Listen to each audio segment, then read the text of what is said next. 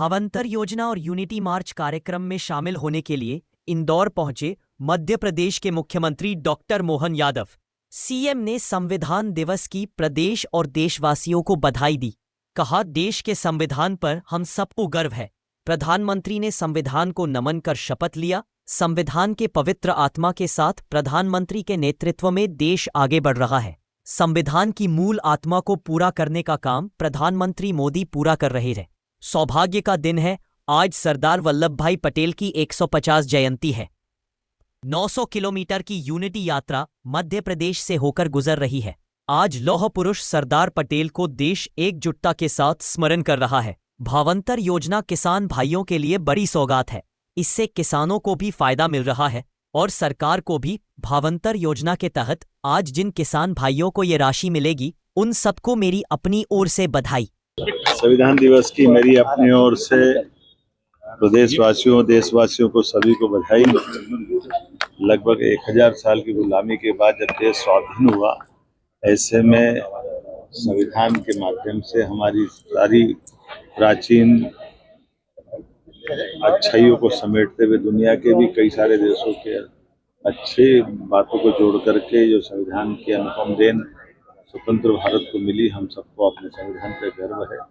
और हमारे लिए यशस्वी प्रधानमंत्री इस मामले में और आदर्श है, जिन्होंने अपनी शपथ के बाद पार्लियामेंट को मंदिर के भाव की तरह लिया और संविधान को नमन करके हर बार उन्होंने अपनी अगली प्रधानमंत्री कार्यकाल की पारी की शुरुआत करने के साथ संविधान के अनुच्छेद 370, जिसने देश में 40,000 निरपराध भाई बहनों को, पुलिस जवान को, आर्मी जवानों को कश्मीर में शहादत देना पड़ी, ऐसे में इस कठिनाई को भी दूर करने का माननीय मोदी जी ने मार्ग प्रशस्त करके हमारे संविधान की पवित्र आत्मा के साथ इतने अच्छे प्रकार से जोड़कर चलने का मौका आज हो रहा है। माननीय मोदी जी के कार्यकाल में एक गरीब परिवार का व्यक्ति आज देश का तीसरी बार प्रधानमंत्री बनकर दिख रहा है।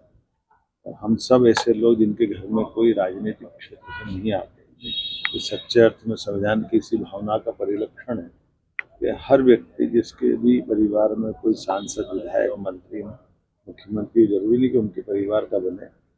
ये संविधान की मूल आत्मा है कि जनता के द्वारा, जनता के लिए, जनता के हित के लिए चुने जाने व्यक्ति का निर्वाचन होना चाहिए। तो दुनिया के अंदर सबसे बड़ा गणतांत्रिक देश भारत है और आज इसके माध्यम से दुनिया भारत के प्रति नमन कर रही है, तो उसका सबसे बड़ा आधार संविधान है। आइए हम सबको सर यूनिटी मार्च में भी जा रहे हैं, इसके बाद भावांतर योजना का दो आपके बड़े कार्यक्रम हमारे लिए सौभाग्य की बात है। अपने लिए आज सरदार वल्लभ भाई पटेल ने, जिनने हमारी इस भावना के आधार पर जब देश स्वाधीन हुआ, अंग्रेजों ने चालाकी के आधार पर देश के 600 रियासतों को स्वतंत्र करके भारत को फिर टुकड़ों में देखा था। ये सरदार वल्लभ भाई पटेल थे, जिन्हें प्रधानमंत्री रहते हुए गृह मंत्री के नाते से देश की सारी रियासतों का विलीनीकरण करते हुए वर्तमान के राष्ट्र का सशक्त रूप अगर कहीं बनाया तो सरदार वल्लभ भाई पटेल के माध्यम से। हमारी सारी प्रशासनिक सेवा, IAS, IPS सहित जिस प्रकार से UPSC के माध्यम से भविष्य में अधिकारी वर्ग के से तैयार होना चाहिए, इसकी भूमिका भी माननीय सरदार वल्लभ भाई पटेल ने खड़ी की।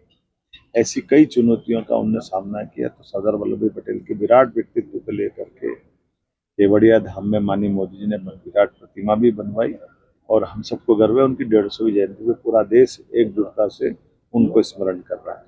भावांतर योजना की सोयाबीन, हमारा ये पूरा मध्य प्रदेश सोयाबीन स्टेट है। पूरे देश में सबसे ज़्यादा कहीं सोयाबीन होती किसी राज्य में तो मध्य प्रदेश में होती है। ऐसे में 2016-17 की ये भावांतर योजना माननीय मोदी जी सरकार द्वारा जो लागू की गई थी, आज हम किसान भाई बहनों के बीच न केवल ये योजना का लाभ मिल रहा बल्कि शासन का भी बहुत सारा श्रम और पैसा बच रहा है। एक तरफ हमारा किसानों को लंबी लंबी लाइन में तुलावटियों के आगे खड़े रहना, वहाँ कठिनाई उठाना, FAQ और 50 तरह की झंझटों के बीच सीधा माल तोलो और भावांतर का लाभ लो, ये बड़ी सौगात है।